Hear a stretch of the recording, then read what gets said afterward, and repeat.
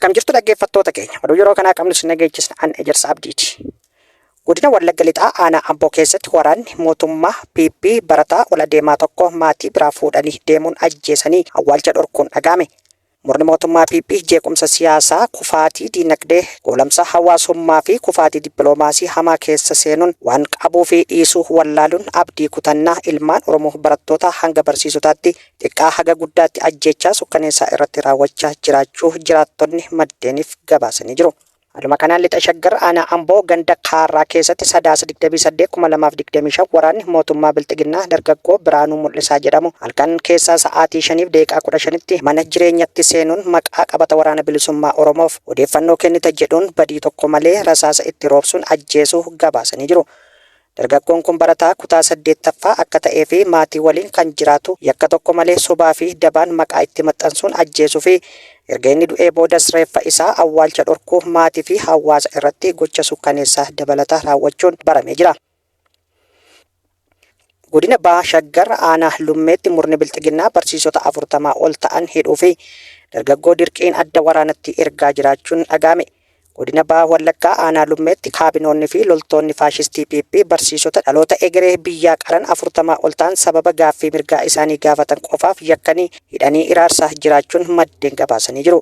Mootummaan PP afaan nagaa labsaa duuban ammoo loltoota isaa kanneen naamusaa fi sansaka waraanummaa hin qabne saboota impaayeratti cufatti bobbaasuun afaan qawweetiin sarbamiinsa mirgoota namoomaa garagaraa raawwachaa ooluun addatti ammoo uummata Oromoo irratti xiyyeeffachuun gara laafina tokko malee uummata nagaa irratti duguuggaa sanyii raawwachaa jiraachuun baramee jira. Yeroo ammaa Oromiyaa keessatti barsiisonni gaaffii mirgaa waan qabaniif sirnicha muddanii qabanii jiru. Bakkeewwan tokko tokkotti baruma kana keessatti hiriira mormii fi waltajjii irratti yaadan qondaalota Bilxiginnaa dura dhaabbachaa kan turan yoo ta'u, jalqaba bara 2025 manneen barnootaa Shaggar Siitii keessattis guyyoota 3 hojii dhaabuu gaggeessanii akka turan kan beekamudha. Aanaalee Oromiyaa garagaraatti mootummaan gibiraa fi buusiiwwan garagaraa humnaa olii kaffalchiisaa jiraachuun jiraattonni dubbatan. Jiraattonni maddeeniif yaada isaanii kennan uummata duraanuu qaala'insa jireenyattiin dararamaa jiru caasan gandaa gibiraa fi buusiiwwan humnaa olii akka kaffalu dirqisiisaa akka jiru himan. Godina Arsii Lixaa aanaa Nageellee Arsiitti gibira namni tokko birrii 9,000 hanga 10,000 akka kaffalu dirqisiisaa akka jiran dubbatama.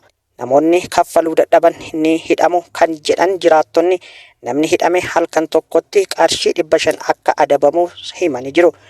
Kanaanis uummanni rakkoo hamaa keessa akka jiru jiraattonni ibsan. Bifuma wal fakkaatuun godina Harargee Lixaa aanaa Xullootti immoo gibira hanga birrii 30,000 gaafatamaa jira jedhan.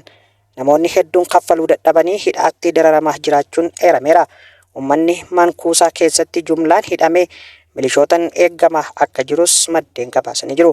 Mootummaan barana galii guddaa gibiraa fi taaksii biyya keessaa irraa walitti qabuuf akka karoorfate irra deddeebiin kan hime yoo ta'u, Itoophiyaan gibiraa fi taaksii gadi aanaa biyyaa kaffalaa turteedha jedha mootummaan. Kanaafis caasaa gara gadiitti ergama guddaa kenne hanga gibira walitti qabuu qabanii hubachiise bobbaasee jira. Gamtaan Afrikaa fonqolcha mootummaa waraana Giinii Bisaawwaa keessatti raawwatame balaaleffatee jira. Gamtaan Afrikaa fonqolcha mootummaan Giinii Bisaawwaa keessatti raawwatame kan pirezidaantii Umaroo Sikaasoo Ebiloo fi qondaaltonni olaanoo biroo akka hidhaman taasise balaaleffatee jira. Komishinarri Gamtaa Afrikaa Muhammad Ali Yusuf ibsa kenneen gochi kun kan raawwatame yeroo biyyattiin bu'aa filannoo eeggachaa turte ta'uu ibse. Gamtaan Afrikaa jijjiirama mootummaa heera mootummaa faallessu kamuu hin fudhatu jechuudhaan akeekkachiise. Filannoo kanarratti taajjabdoonni Gamtaa Afrikaa argamuu isaanii hubachiisuun gabaasa kaleessa dhiyaateen komishinarri kun bu'aa filannoo akkaataa heera biyyattiitiin akka ifoomu gaafatee jira. Bu'aa filannoo beeksisuu heera mootummaatiin aangoo kan argate komishinichi bu'aa dhiyeessee kabajuun barbaachisaa fi sirrii ta'us ibsee jira. Haleellaan diroonii Raashiyaa Kiiv keessatti manneen jireenyaa rukute. Mariin nagaa buusuu akkaatuma karoorfamee deemaa osoo jiru haleellaa diroonii fi misaa'iloonni Raashiyaa Kiiv keessatti naannawa manneen jireenyaa rukutuu aanga'oonni Yukureen himaniiru. Sanbata har'aa ganama kan gamoowwan jireenya magaalaa guddoo Yukureen Kiiv keessatti rukutamanii sagaleen oo'insa guutummaa magaalattiitti dhaga'ameera. Egaan hordoftoota keenya oduun har'aaf qabnu asirratti raawwanneerra qophiilee keenya biroo waliin turtii gaarii isiniin jenna.